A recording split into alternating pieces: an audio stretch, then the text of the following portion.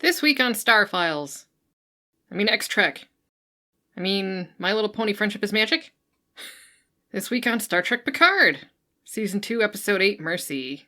Yeah, we're back to stealing from better franchises again. Back? I didn't know we left.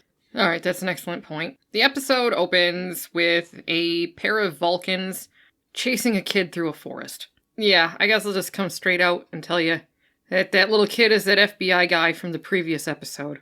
So that's what happened to him when he was a kid, and that's why he's all up in aliens' faces, is because he encountered Vulcans as a child. And I'm not really sure, if I'm remembering correctly, first contact with the Vulcans was like 2060, 2080, something like that. We'd have to look it up.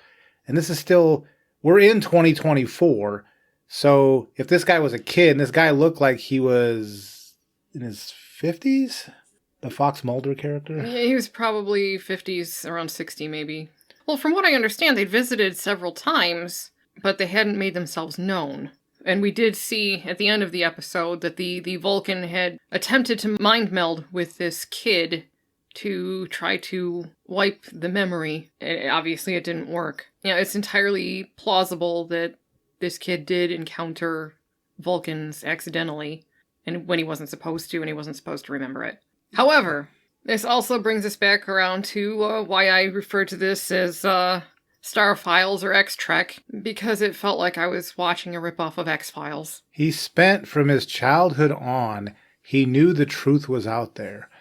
And the whole episode when he was talking, as he was interrogating the people, it was Fox Mulder. This was Fox Mulder. He had his in the X-Files situation, his sister was abducted. Yes. But in this case, his alien bump-in was with these Vulcans. Yes. And then he spent his whole life looking for the truth is out there. This was a ripoff of the X-Files, at least that character. Yes, it was. I don't understand. Those Vulcans, were they like in the woods? They had like a telescope or something? Well, it looked like they were doing some sort of scientific readings of some kind. So I don't know exactly what they were up to. It just seemed kind of sloppy. It was some sort of survey team. They were just kind of out there. It didn't even look like they were in disguise or anything. And I don't know. Yeah, I would agree with that. Very sloppy work. Why didn't they at least cover their ears up? That would have made a lot more sense. But for story reasons, it had to be this way. I guess. So Fox Mulder could keep searching for the truth because it's out there. And it was hilarious because we were watching this with my mom, and even she said it's a shame they didn't get David Duchovny to play the FBI agent. See, that would have been clever. Yes, it would have been. It would have been moving itself back into farce, but having David Duchovny play that part, that would have been a tongue-in-cheek moment. That would have been good. They didn't do that. They just decided to rip off the idea, but okay. Yeah, that's because all they do is rip off other people's ideas and pretend like this is a serious show when it really isn't. Well, I remember Babylon 5 had a spin-off series called Crusade, and they had an episode, and it was done as a humorous episode, where they had these aliens, but you had like the Smoking Man and Scully, and it was like the flip side of what the X-Files are. And so they made a parody of the X-Files with those two people. Mm-hmm. And so this could have been an opportunity for them to do something similar to what Crusade did. Yep. But, of course, they didn't do that. No. So, really, there's not much else worth talking about with the FBI agent and Picard and Guinan. Well, they were being interrogated by him. At least, the interrogation end of things. He had the transcript of what RIOS had said, and he should have known that, what RIOS had said to that ICE agent. But, again, this guy just assumed they were both aliens and, or extraterrestrials, shall we say. It was supposed to be, I think, for humor. Yeah. And it wasn't. Again, this is supposed to be Fox Mulder. That was supposed to be the joke, wink, wink. It didn't work for me. Those scenes dragged on. And apparently Guinan can astral project somehow. It doesn't matter. Sure. No, it really doesn't matter. And at the end of all of that, Q did show up and confront Guinan. And that was stupid. I couldn't follow what he was saying. It was something like apparently he's dying. So what he's doing now by starting all this crap is he wants to have purpose in his life. Is that what he said? Or meaning? Or it was something very similar to that. And I was scratching my head going, you're doing what? Well, I know when Q showed up, Guinan said to him that when the ritual stalled, she felt emptiness and fear. And she flat out told Q that she knew that he was dying.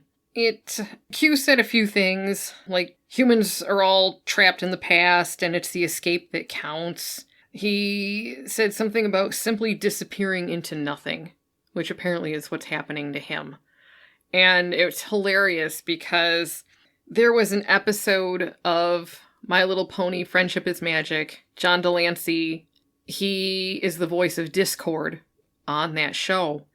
And Season 7, Episode 12, Discordant Harmony from 2017.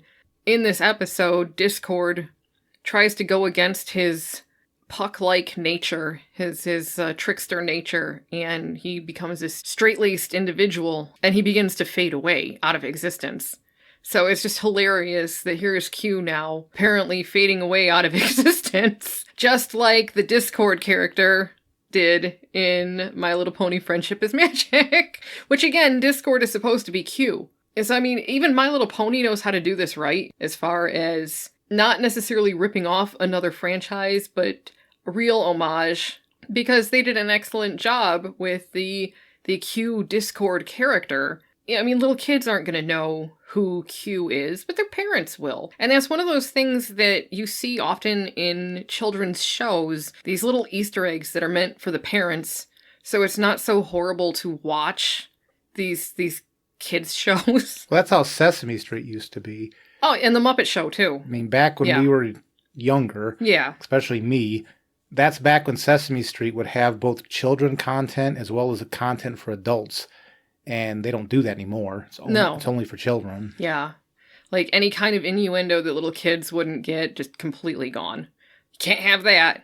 Even though it just, going back and watching stuff now, especially like, the Muppet Show or the Muppet Movie, there's some really risque things in there that I didn't pick up on as a child, obviously. Yeah, because as a child, you look at it one way. Things. Yeah. But as an adult watching it, you're like, yup. Yeah, so, I mean, at least it gives adults something that they can watch and enjoy in this little kid's show that they're watching for their kid. The fact that they did it better in My Little Pony Friendship is Magic than these idiots writing Star Trek Picard are able to do, it really shows you the quality of writing for these shows now is terrible. Well, it seems like Picard and Discovery, it's written, I mean, my take on it, it's written for children. Even though the imagery that they use isn't appropriate for children. Well, I'm not even sure it's written for children. It's just written for stupid people. Well, okay. I mean, I just know for me, if these episodes of Picard and Discovery, I realize they're going after a new market. They want somehow very badly, and I understand why, to get young people going with this franchise. So maybe they have to have these glittery, edgy visual effects and, teal and orange and whatever else they're going to do. I just wish, other than Easter eggs, because they screw up the Easter eggs so badly, all they're giving real Trek people who are used to the franchise are just Easter eggs in the background. Like, that's all we're supposed to be nodding and going along with is just that. It's like, I wish what they would do is give us actual, like, people like me and you, and I'm sure the people watching this video, if they gave us some real Star Trek content, we could put up with the teal and orange and the shaky cam and whatever else they're doing, because I understand you have to sell it to the current market now of young people. But the material still should be interesting for people who actually want to think. And this show doesn't give you multiple layers like a children's show like Sesame Street, or as you pointed out, the Muppet Show. There is no layers. Like, you watch Picard and it is what it is. You watch Discovery, it is what it is. There's no other layers to it. Yeah. So, anyway, after Q takes off, that's when Guinan astral projects herself to Jean-Luc Picard, so that her nose was bleeding when she was concentrating on doing it. It's like, all right. Yeah, and she's telling him... Because they got separated. They were put in separate rooms. Yeah. So Picard was dealing with Fox Mulder, and I don't know who Guinan was dealing with, but then after she met with Q, she decided to astral project to talk to Picard, and so she was like... like blood was coming out of her nose. It was like she's constipated and taking a crap or something. Yeah, and of course Guinan's telling Jean-Luc that there's something about, being stuck in the past, and that it's the escape that counts. I mean, it just, as if this is some huge revelation that, I don't know how to get out of this whole Q mess. I mean, I don't know. Maybe they'll tie it together, but it seems really lame. Well, I'm wondering if this is some of that, and I'm being kind by calling it subtext, but in Disney Star Wars, when you had Kylo Ren talking about I think it was Kylo Ren, kill the past or forget the past, kill it if you have to or something like that. Yeah. I just wonder if this is this Paramount's version of that, is they're just trying to, I don't know, add some sort of ham-fisted subtext about, you people are only living in the past. You only want to talk about past stuff. And it's funny because like all these people are making on screen is callbacks to the past. They're not actually making anything useful that takes the franchise forward. No, I mean, it's all recycled crap. They take something from the past and they actually recycle it and make it worse. Mm-hmm. So if that's what they were getting at, well, they can suck it because... And I might be giving them too much credit. I remember when Kylo Ren did that in Star Wars and it rubbed a lot of people the wrong way. And this could be interpreted that way for Star Trek. I don't know if that's 100% what they were trying to do. Yeah. I don't know what they were trying to do, to be honest with you. Yeah, and then like the other thing that happened was RIOS and the doctor and her kid, and there was some sort of weird romantic thing going on. They were screwing around on that ship. Ugh. So that's enough said about that crap. Well, I want to say a little bit more. All right, you go ahead. So when RIOS is talking to either Seven or Raffi, I forget which one, and RIOS is like, well, I'll help. And then whoever he was talking to, he's like, no, you have to stay on the ship. And I'm thinking, well, wouldn't it have been better if somebody stayed on the ship when the Borg Queen was inside that all by herself? Like, wouldn't have that made more sense to have somebody on the ship? Mm-hmm. So why was that not important to have somebody on the ship? But now it is, because I guess he's screwing around trying to like unlock systems, and now the transporter got locked out by the Borg Queen's whatever the hell she did. Yeah. I just when they said that, I laughed. She said something like, well, no, you've got to stay on the ship because now we need you there more than ever. And I'm like, well, when the Borg Queen was there, that seemed like one of those moments too. I wouldn't have, if you would have had somebody there, she wouldn't have called the police and then she wouldn't have escaped. Well, they needed that to happen for their stupid story. Uh-huh. Which, I mean, I've seen people complaining about just that the writing is so poor because the characters don't behave in a way that a rational human would. And I agree with that 100%. And I've actually seen people saying they're getting sick of this crap because it's just so unrealistic. It just takes you out of the moment. There is no suspension of disbelief. Their ship isn't even cloaked anymore. No. And when that cop was injured, that French cop, wouldn't there have been, at least in America, you got a cop down, you're going to have like 50, 100 police cars going out to where that guy was. Yep. So they didn't investigate now that the ship's not cloaked. I know you're just supposed to... Apparently, people who make this and who like this, they think suspension of disbelief is just accepting any bullshit that they want to do. Yeah. Because, it's not. Yeah, because I'm like, this whole thing, like the premise behind this whole thing is so ridiculous. When he had her and that kid on the ship. And I'm like, why did he bring them there to begin with? And if he's going to bring them there, somebody in the last video created a two-part comment of like 60 items that didn't make sense over the past few episodes. If you're going to bring that kid and that doctor to that ship, when Picard originally got injured, because apparently back then the transporter worked, why wouldn't you have immediately transported Picard to that ship? Because that ship's sick bay has got to be better than 2024's medical care. Yep. Oh, yeah. Yeah. So if anybody has the time, definitely go back and read the comments on our previous video. The Monsters, that was the last video. Yeah. Go back to Monsters. I forget the poster's name right now. I'd have to look it up. But this poster did a great job. It was 2 comments. And this poster had like 60 items of all the things that didn't make sense over the past few episodes. And every single one of those was like, it was totally true. Yeah. Every single one of them was totally true. Yeah, yeah. So, commenter, you had them dead to rights. I mean, this show, like, what are these writers thinking? I mean, this is just so bad. Because we're talking about this because the episode itself, I can't even say it was bad. It was so boring. I was just sitting there going, is it over with yet? I kept waiting for whenever the screen would go black. Oh, the credits are coming up now. Nope. There was more. This was a boring episode. I can't even get angry between the X-Files, Fox Mulder, and the other crap they were doing, both with RIOS on the ship and whatever else was going on in the city that you're going to talk about in a minute. I was bored out of my skull. Yeah, so anyway, Raffi and Seven are out there looking for Agnes / Borg Queen. Raffi is trying to get Seven to think like a Borg, and Seven's getting all angry about the whole situation. So, I mean, it's making it seem like she has PTSD about her time in the collective, and it's just like, it seemed weird that she was reacting that way. Well, that whole exchange, they had several exchanges. They were so unnatural. The writers were just trying to write conflict without any context for why it would make sense. Yeah, like Seven accusing Raffi of being manipulative. Like, where did that come from? Like, we've never seen anything like that before. Yet, then they have a flashback for Raffi showing her having a conversation with Elnor, where he was going to go back to the Vashti, and she convinces him to go to Starfleet instead.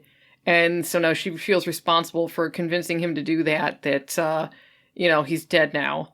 And it's like, so they had to have a flashback for something that we've never seen as an audience. And they didn't. So they can show that she was manipulative. And the way they did that flashback at first, when they started that flashback, it wasn't clear it was a flashback. No, that was weird. Because the way the edit happened, it just looked like they were going back to the ship. And it's like, because your mom said, well, how did Raffi get back to the ship so quickly? Yeah. And then we said, well, we think this is a flashback. And then... because Elnor's sitting there. Yeah.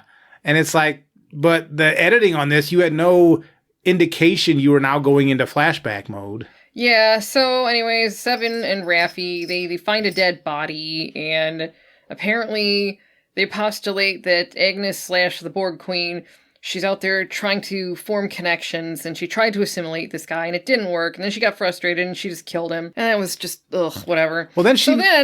Good. So then she is, like, eating batteries because she needs these metals to use for stabilizing the assimilation process. Yeah, we don't know like she's eating them, although I think one of the characters made that joke. She's eating them because, you saw her face. Did we say? It looked like she has some sort of weird streak of crap by her mouth. It's just like, oh my God, she's eating batteries. Because at first I thought she was absorbing them, which is bad enough, but then Seven explained what's in the battery and why that would be helpful for assimilation. But then later on, somebody made the joke about she's eating batteries. And I guess I didn't notice the staining around her mouth. But yeah, if she's sitting there with like a battery hanging out of her mouth. Like a car battery. She must have been sucking on car batteries. Oh my God. She did a cell phone and a bunch of car batteries. Like, this is, again, if they had made this ridiculous, like if they had gone cheese to the nth degree, then this would be acceptable. But it's like, we're supposed to take this seriously. This is stupid. Because I think it was a cell phone battery, wasn't it? The first one was a cell phone battery, but then you see that whole row of cars with the hoods up, and the battery's mutilated. So she's gone through, and she is just had snack after snack, apparently. How stupid is that? Yeah, and oh my God. Because the explanation they gave about why that sort of material would help. That's kind of technobabble, but okay. I could go along with that, but then the way they did it, and which speaks to this whole series and Discovery, it's not so much the concepts they do are stupid, it's the way that they actually implement them. Yeah, the execution. The execution is so stupid. Yeah. So anyway, so they catch up with Agnes / Borg Queen, and she has Raffi by the throat. And we're all cheering because Raffi's about to die, but unfortunately, apparently Agnes took over and just dropped her and ran off. Well, first she threw Seven into a garbage bin, I think, and then she picked up Raffi, and Seven looks like there was like a weapon that was on the pavement. And I'm like, why didn't Seven just crawl over there and pick up that weapon and shoot her? Because then you saw Agnes walking away, and both Raffi and Seven are kind of like, ugh. It's like, grab that weapon and shoot her. Well, especially with Raffi being, that's supposed to be a Starfleet trained officer. Yep. I realize this lady, the Borg Queen, is supposed to be like this uber thing. But Raffi didn't even show the slightest ability in hand-to-hand combat. Nope. Like, not at all. Yeah. It was pathetic. And she went through Starfleet Academy, just so we're clear on this. So as she was rising up in the ranks, she probably at one point in her career might have worked in security. Who knows? But she might have. And she had no ability for doing hand-to-hand combat. Even trying. Even if she would have got a few punches in there Agborg, which is what I think what that poster last week called this person. And Agborg just shook it off. At least, okay, Raffi tried to use some of her training and hand-to-hand to try to take this thing down. But no, she was just kind of like just a normal person on the street. Well, why shouldn't we call her Agborg? Because, Raffi and Seven and RIOS, they're using terms like Borgify. Yeah. So, oh my god. That was just so stupid. So, anyways, not Soji. She she has an encounter with Q and learns that her dad created her. And so Q sent her the key to her freedom, which was a vial. Then Dr. Sung shows up and she confronts him about the whole thing. And as it turns out, he named all of his experiments after the daughters of Zeus. Not Soji is angry because, obviously she's just an experiment to him. He doesn't actually love her. He loves his own success, really. She doesn't actually have a mom because obviously she's an experiment. And he gets nasty and he's saying things like, reality is a construct and you exist because I willed it. Yeah, that's not... This show is so pretentious. Oh my God. It is so pretentious. They think they're making the dialogue and the way things are framed and the scenes, they think they're making this like high-level, high-concept show. And it's ridiculous. The show is ridiculous. It's a bunch of pretentious dialogue coming out of actors' mouths. Yeah. And speaking of acting, I don't know what's going on because we've seen at least two of these actors in older Star Trek work. Yeah. The acting in this was all stilted. I mean, it was like I was watching like Joe Friday or something in some of the situations. These actors were really stiff when they were delivering their lines. I don't know how that happened. We've seen two of these people in other works. Yeah. And they've done far better than this. Well, I didn't notice. I didn't look to see who the director was on this particular episode. Might just be shitty directing. So anyways, Soji, she decides she's gonna leave. She makes it obvious she used Q's vial. So Sung threatens her. She threatens to call the cops, and then she just walks off. And we don't know if that vial, if that's going to be another temporary thing like was tried a few episodes ago, or if it's going to be permanent. And then, of course, I was talking to you during the episode, and I'm like, if this person has been a shut-in all of her life with this person being her only tie, how would she even know to call the cops or to... Because I know when I went off to college, that was a scary thing, and that was with my parents' blessing. But that was scary going out just to college, going out of my city and going down to state college. Yep. So this person's only known Dr. Sung, and she's just, I'm just going to walk away, and that's it. That just seemed weird to me. Yeah. Yeah. So again, these writers, they really don't know how to sit there and imagine, what would this individual be going through at this point in time, given their own experiences from the past. It's ironic that these writers are writing so much about these traumas from the past, and they seem completely incapable of writing. They're missing something here. She should be scared. Mm-hmm. If you remember from The Expanse, remember when Draper came to Earth because she was going to testify on Earth, and she's never been to Earth before. And then she escaped because they were going to send her back, and she wanted to see more of Earth. And she was overwhelmed, not just by the gravity, but like the open spaces of a planet like Earth, where you're not inside a dome. And they portrayed that really well, that she was overwhelmed. This was an experienced Martian Marine, and she was being overwhelmed by just being on a planet with no domes and just having horizon, as far as you could see. Yeah. So they covered that well in The Expanse, dealing with, well, how would somebody like that who's lived in domes all their lives on low gravity, how would they react if they were put out in a situation where, that was overwhelming them? But with this Soji or not Soji, she was just walking away like it was no big deal. Like maybe next week they're going to cover how, even just walking around with traffic in the streets should be very overwhelming for her. Well, yeah, the noise, the smells, the sunlight, it just, again, as a writer, you should be able to sit there and be like, okay, so this person has never experienced these things before. You're going to have these different aspects coming down on this person. What's the reaction going to be? How does that feel to them? And it seems like the people who write for Star Trek Picard, they are completely and utterly unable to put themselves in somebody else's shoes. Yep. Which doesn't surprise me in the least. So the last thing that we see is the Borg Queen / Agnes / Agborg. shows up at Dr. Sung's place. She told him basically that if he stops Rene Picard from going on the Europa mission and making that discovery, that he'll have statues erected to him. So I mean, he's going to be this great, powerful person. So of course he's going to go for that. And so he, as we recall, he had been running experiments on former military personnel. And so he has connections. So he's able to basically get his own private little company of soldiers. So what do we see happening next? The Borg Queen, she's starting to assimilate these people. And frankly, if I was one of those soldiers and I saw that shit happening to somebody else, I'd be like, yeah, screw that. Screw you guys, I'm going home. Well, yeah, I mean, because obviously this Borg Queen business with her assimilating people like that, what the hell is that? That needs to stop.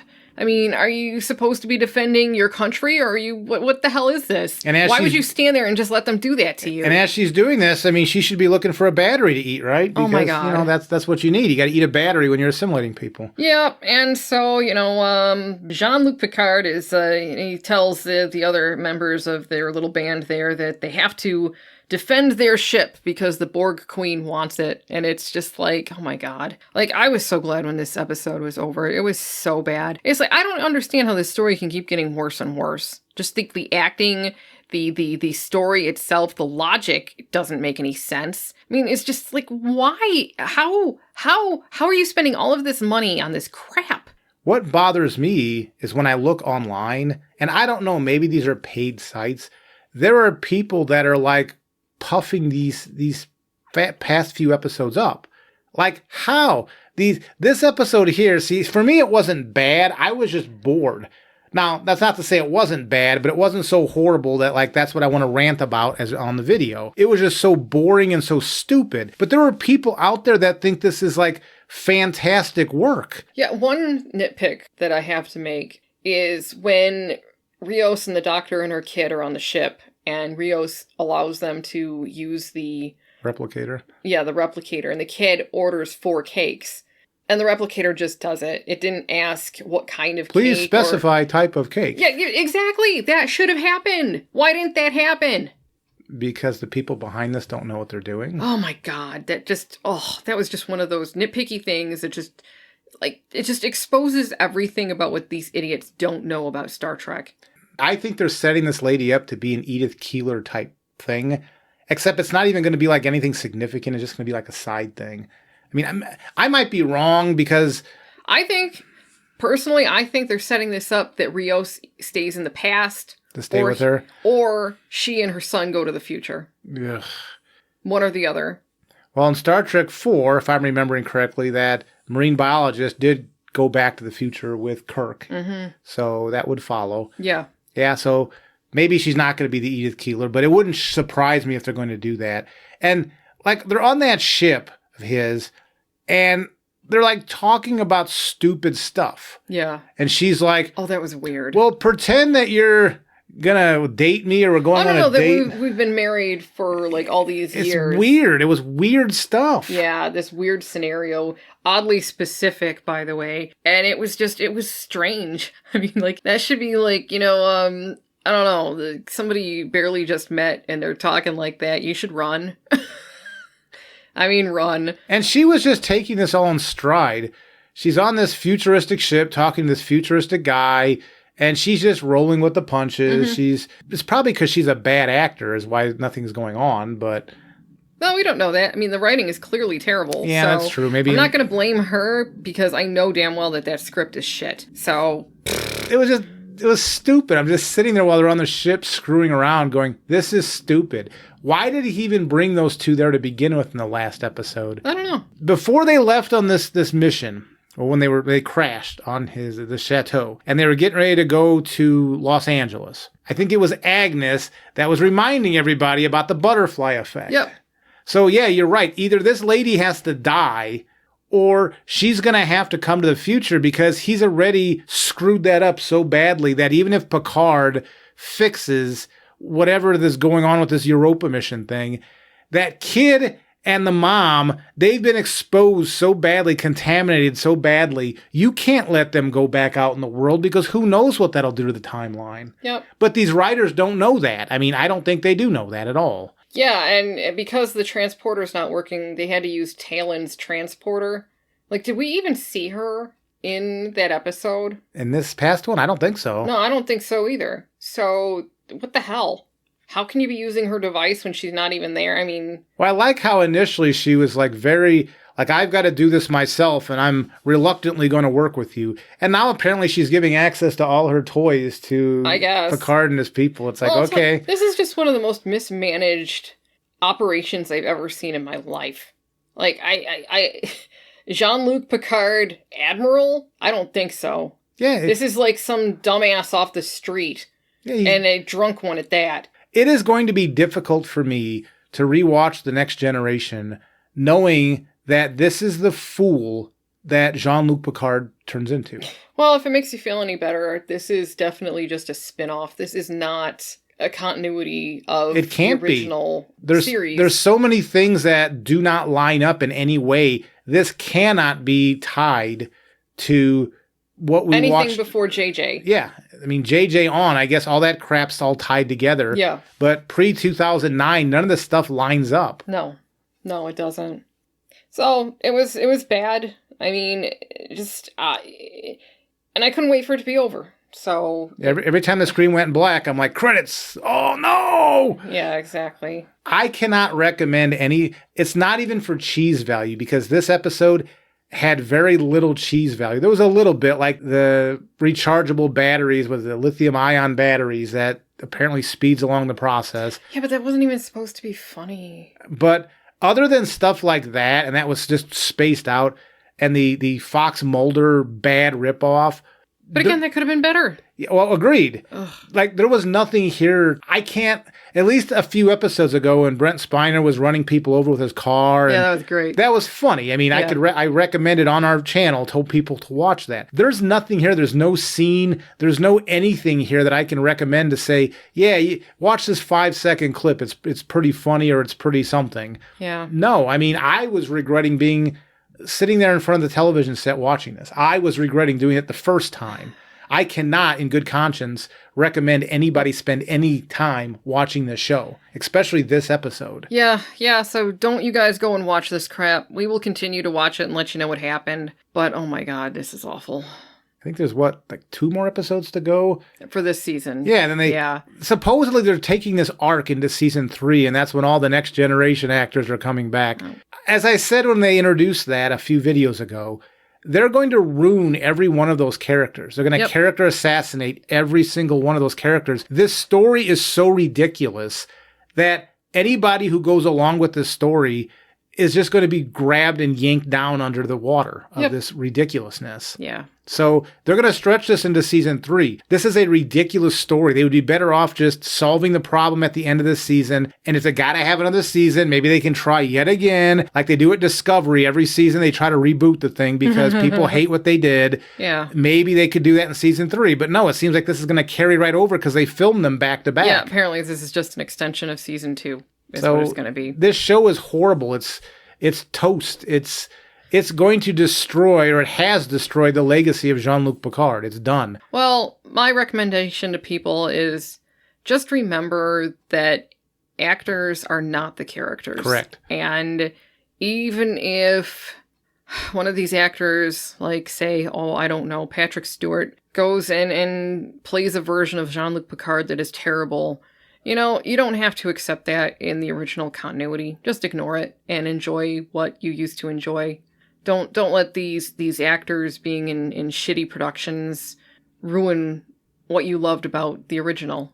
And I think that's my recommendation, too. If you're not able to do what Molly just said, don't watch Picard. Yeah. Because if you love The Next Generation and you love Jean-Luc Picard's character, it will be extremely difficult for you after watching this garbage to go back and rewatch The Next Generation. So if you can't compartmentalize, like she said, with the timeline, do not watch Picard. It will wreck your opinion of Jean-Luc Picard and make rewatching The Next Generation very, very difficult. The one thing I will say I'm grateful for is that most of these characters anyway, with the exception probably of Jerry Ryan, with Patrick Stewart looking so old now, it's easy to pretend that it's not the same character. And I have a feeling the same is going to be able to be said of Marina Sirtis And, Well, Marina and Jonathan Frakes appeared in season 1 of Picard. Yeah. But then again, Marina Sirtis. Well, let's be nice here. She didn't look the same. No, well, she didn't look the same. She was blaming. I'm trying to think what she was blaming Picard for, but she was blaming him for something. Yeah. Because last season was all about Picard. He was apologizing to anybody who would just step up in front of him. He would just apologize apology tour, for something that he did or something that he's responsible for. So we did see Marina and Jonathan Frakes. Yeah. But oh my God, like Michael Dorn, LeVar Burton. We've already seen Brent Spiner, but This is going to be bad. I mean, I don't even know what to say. I would stay away from this stuff. If you love The Next Generation, do not watch this stuff. It will make it difficult for you to go back and rewatch The Next Generation. Just don't watch this stuff. Watch these reviews, laugh at it. You know, it may seem, I'm watching the reviews so I can take it. But when you start watching it and you start getting immersed in this crap, it eats away at the back of your memories. And then it starts affecting how you look at Jean-Luc Picard and The Next Generation. So even though you think you can handle it by watching our reviews or other people's reviews, stop there. Watch the reviews. Do not go and watch this series if you don't want your memories of The Next Generation tainted. Because it will taint your memories if you watch these episodes. Yep. We talked more about the problems with the franchise and in this episode. So, I mean, I don't think I have anything more to say. Nope, me either. So leave your comments, because obviously we do read them, and we enjoy reading them, because a lot of them are quite clever. So keep them coming. Yeah, last week's episode, there were some really good comments in there. Yep. So I'm looking forward to reading what people say about this episode. Definitely. So, like, subscribe, as I said, comment, and here's to the next episode. Take care.